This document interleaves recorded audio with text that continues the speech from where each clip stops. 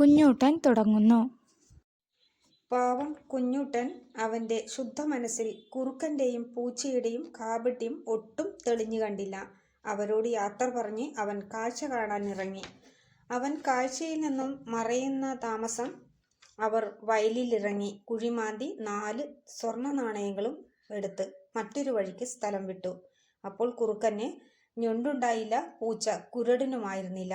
4 സ്വർണ്ണ നാണയങ്ങൾ മുളച്ച് 4 സ്വർണ്ണ മരങ്ങൾ.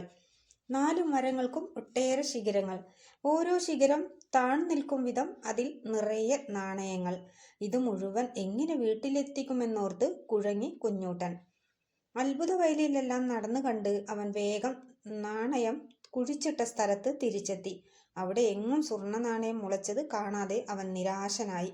അപ്പോൾ തൻ്റെ ചങ്ങാതിമാരായ കുറുക്കന്റെയും പൂച്ചയുടെയും പൊടി പോലും അവിടെ കാണാത്തതും അവനെ വിഷമിപ്പിച്ചു.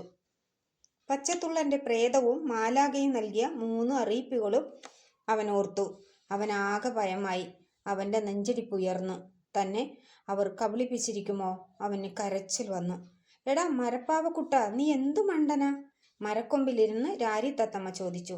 ഞാനൊരു മണ്ടത്തരം കാട്ടിയില്ല. എൻ്റെ ചങ്ങാതിമാർക്കൊപ്പം സ്വർണ്ണ നാണയങ്ങൾ ഇരട്ടിപ്പിക്കാൻ വന്നതാണ് ഇവിടെ.